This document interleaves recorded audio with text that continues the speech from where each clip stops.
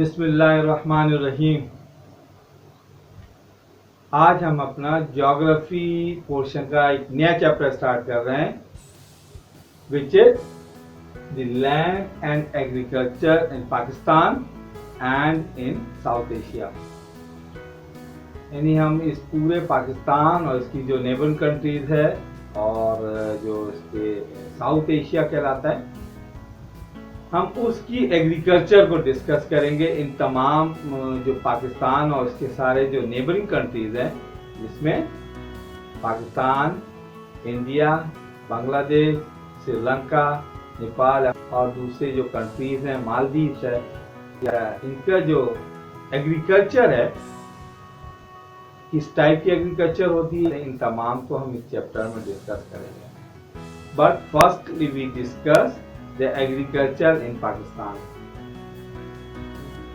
Agriculture in Pakistan में सबसे पहले एक तो हम ये हमें पता होना चाहिए कि व्हाट इज एग्रीकल्चर। एग्रीकल्चर होता क्या है?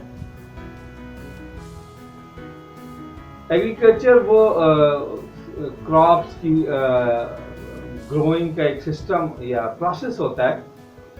एग्रीकल्चर क्रॉप्स की ग्रोइंग, हार्वेस्टिंग और कल्टीवेशन कमर्शियल पर्पस के लिए स्टार्ट करते हैं, उसको हम एग्रीकल्चर कहते हैं। अगर कोई एग्रीकल्चर एक कम्युनिटी बेस हो, बड़े पैमाने पे भी हो, बट वो कम्युनिटी बेस हो, उससे कोई प्रॉफिट अर्न नहीं किया जाता हो, तो उसे एग्रीकल्चर नहीं कहते हैं।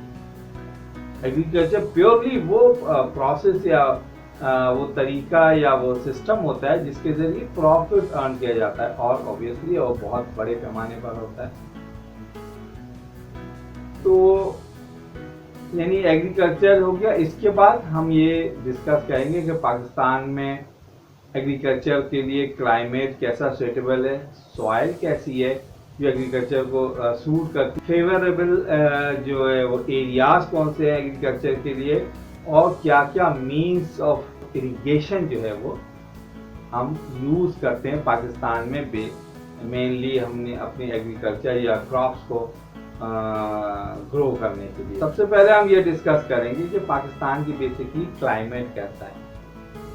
तो पाकिस्तान का ओवरऑल क्लाइमेट जो है वो वार्म एंड ड्राई है, और वार्म एंड ड्राई क्लाइमेट जो है कुछ क्रॉप्स के लिए तो फेवरेबल होता है, बट बहुत सारी क्रॉप्स के लिए फेवरेबल नहीं होता है। ओवरऑल मैंने कहा यानी पूरा पाकिस्तान का पूरे जितने भी क्लाइमेटिक रीजन है, हम 2 या 3 क्लाइमेटिक रीजन में उसको डिवाइड कर सकते हैं। तो ये सारा जो है एंटी एग्रीकल्चर नहीं है, यानी अगेंस्ट एग्रीकल्चर के नहीं होता हो। इसमें बहुत बड़ा एक ऐसे एरियाज भी हैं जो एग्रीकल्चर के लिए बहुत ही सुटेबल और फेवरेबल प्लेसेस हैं, उसको हम डिस्कस करेंगे। बट जब ये इतना ड्राई और हॉट क्लाइमेट होता है, और उसके साथ साथ पाकिस्तान में जो ज़्यादातर एरिया है वो माउंटेनियस एरिया है, तो एग्रीकल्चर लैंड है वो और कम हो जाती है।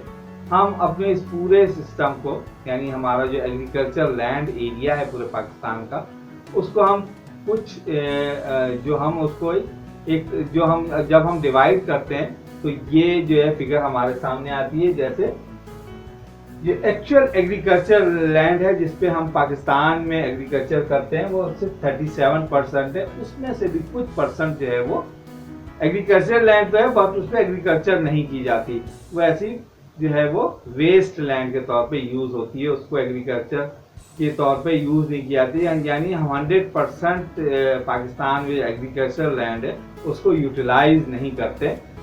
जो भी 100% जो भी हमारी एग्रीकल्चर लैंड है, यानी 37%, हम उसका भी उससे कम यूज करते हैं। इस 37% का भी जो है हमको 80 या 90% जो है वो हम एग्रीकल्चर के लिए यूज करते हैं, बाकी 20% जो है वो यूटिलाइज ही नहीं करते, वेस्ट लैंड होती है। इसके अलावा जो पाकिस्तान का जो माउंटेनियस और ड्राई एरिया है वो 42% है, एक बहुत बड़ा जो लैंड एरिया है वो माउंटेनियस और डेजर्ट है। पाकिस्तान में जो है वो 3 बड़े डेजर्ट हैं, जिसमें चोलिस्तान, थर और खारान डेजर्ट जो है वो थर चोलिस्तान और खारान डेजर्ट जो है ये पाकिस्तान में बड़े डेजर्ट हैं। उसके अलावा पूरा जो वेस्टर्न एरिया है पाकिस्तान का, वेस्टर्न हाईलैंड, वो टोटल माउंटेनियस प्लाटो और हिली और माउंटेनियस एरिया है। तो उस जगह पे बहुत बड़े पैमाने पर जो है वो एग्रीकल्चर नहीं हो सकती।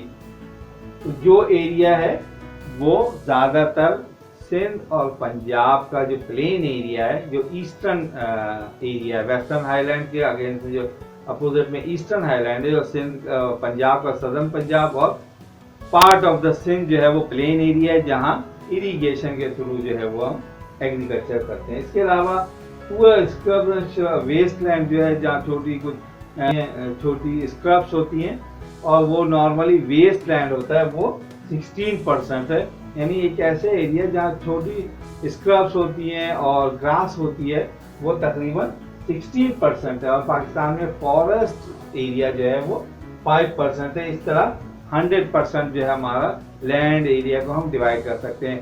5% कहते हैं, बट स्टिल पाकिस्तान का जो फॉरेस्ट है वो 5% भी नहीं, इससे भी कम एरिया में जो फॉरेस्ट एरिया है हमारा, जो कि नॉर्मली किसी भी कंट्री के लिए बहुत ही कम एरिया 5%।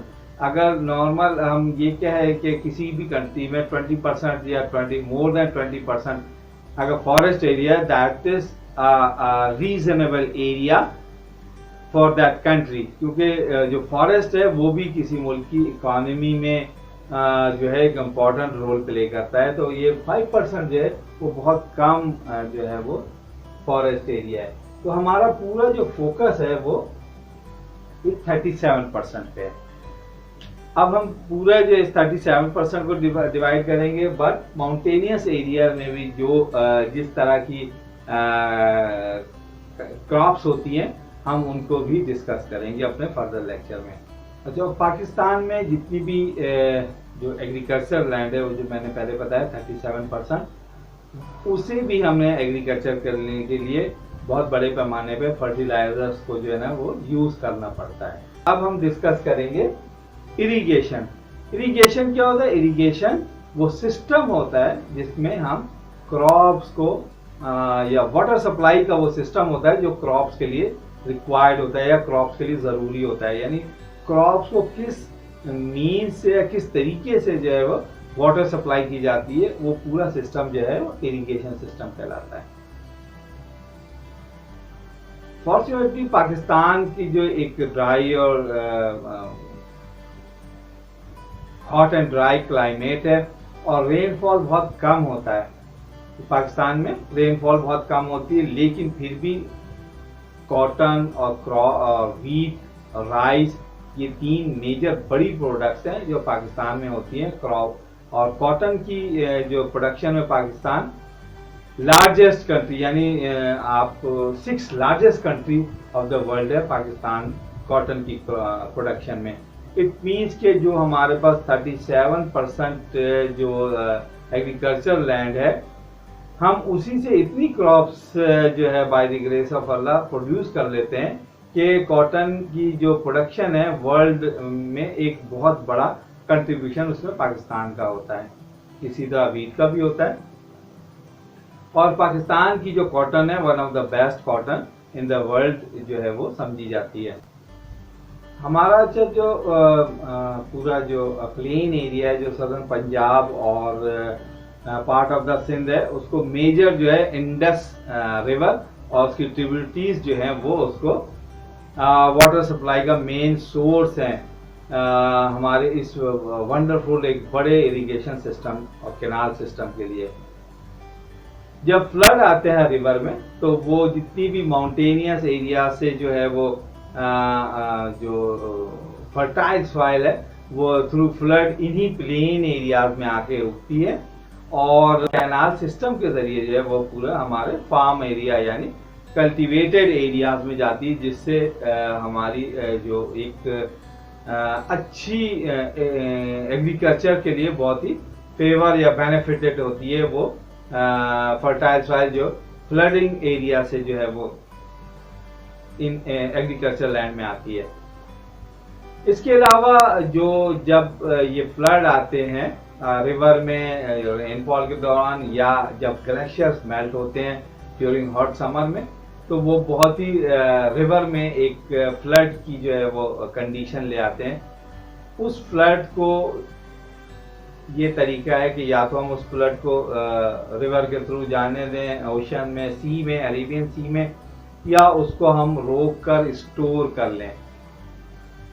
तो उसका सबसे बेहतरीन जरिया जो है उस रिवर को रोक कर पानी को स्टोर करना, और फिर हम उसको ग्रेजुअली जो है वो अपनी रिक्वायरमेंट, जब रिवर में पानी शॉर्ट होता है या ग्लेशियर्स नहीं मेल्ट हो रहे होते हैं और रिवर में पानी की सप्लाई कम हो जाती है, तो इन्हीं डैम्स के जरिए हम अपनी एग्रीकल्चर की जो है वो रिक्वायरमेंट को पूरा करते हैं। तो इस तरह से डैम एक बहुत ही इम्पोर्टेंट रोल प्ले कर रहे हैं पाकिस्तान में।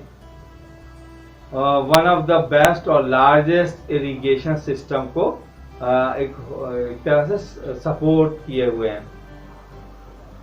तो अपने हम अब नेक्स्ट लेक्चर में पाकिस्तान में जितने भी हमारे मीन्स ऑफ इरिगेशन सिस्टम है, फॉर एग्जांपल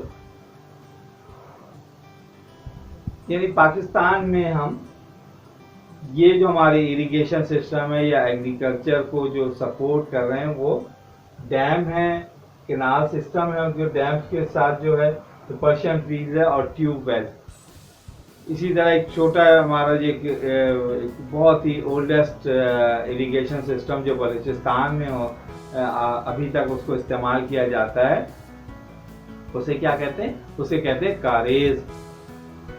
ये जो इरिगेशन सिस्टम है ये पाकिस्तान में इस वक्त यूज़ हो रहे हैं, और लोग पाकिस्तान में जो फार्मर हैं वो इन्हीं तरीकों के ज़रिए अपनी एग्रीकल्चर लैंड को वाटर सप्लाई करते हैं। तो अब हम अपने नेक्स्ट लेक्चर में इन तमाम जो मीन्स ऑफ इरिगेशन हैं इनको हम डिस्कस करेंगे, और फिर कौन सी क्रॉप्स होती हैं, फिर साउथ एशिया में किस तरह की क्रॉप्स या कल्टीवेशन या एग्रीकल्चर होती है, हम उसको डिस्कस करेंगे।